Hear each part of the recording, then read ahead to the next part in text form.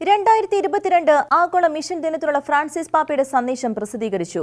നിങ്ങൾ എനിക്ക് സാക്ഷികളായിരിക്കുമെന്ന തിരുവചനമാണ് 2022 മിഷൻ സന്ദേശത്തിന്റെ പ്രമേയം. സുവിശേഷ പ്രഘോഷണം സഭയുടെ മുഖമുദ്രയാണെന്ന് പാപ്പ സന്ദേശത്തിൽ വ്യക്തമാക്കി.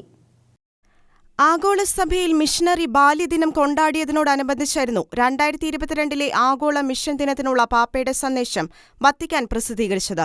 സഭ സ്വഭാവത്താലെ പ്രേക്ഷിതയാണെന്നും സുവിശേഷ പ്രഘോഷണം അവളുടെ മുഖമുദ്രയാണെന്നും പാപ്പ തന്റെ സന്ദേശത്തിൽ കുറിച്ചു.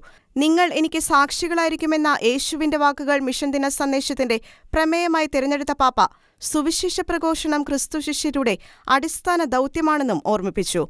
മാമ്മോദീസ സ്വീകരിച്ച ഓരോ വ്യക്തിയും സഭയുമായുള്ള കൂട്ടായ്മയിൽ സുവിശേഷ പ്രഘോഷണ പ്രേക്ഷിത വേലയിൽ പങ്കുചേരാൻ വിളിക്കപ്പെട്ടവനാണ്. സഭയിലെ ആദ്യ അപ്പസ്തോലന്മാരെ പോലെ ആനന്ദത്തോടെയും ദൃഢചിത്തതയോടെയും ക്രിസ്തുവിന്റെ രക്ഷയുടെ സുവിശേഷം വാക്കിലും പ്രവൃത്തിയിലും പ്രഘോഷിക്കുന്നവരാകണം ക്രൈസ്തവർ. മിഷണറിമാരാകാൻ വിളിക്കപ്പെട്ട ഓരോ ക്രൈസ്തവനും പ്രവൃത്തികളിലൂടെയും പ്രഘോഷണത്തിലൂടെയും ക്രിസ്തുവിന് അനുദിന ജീവിതത്തിൽ സാക്ഷ്യം നൽകണം. ഇതായിരിക്കണം മൂന്നാം സഹസ്രാബ്ദത്തിലെ സഭയുടെ വളർച്ചയ്ക്ക് വഴിതെളിക്കുന്ന നിർണായക ഘടകം. വിവിധ സംസ്കാരങ്ങളിലും ജീവിതത്തിന്റെ നാനാ തുറകളിലും പെട്ട ലോകാതിർത്തികളോളമുള്ള മനുഷ്യരിലേക്ക് ക്രിസ്തുവിന്റെ സഭയെ വികസിപ്പിക്കുക.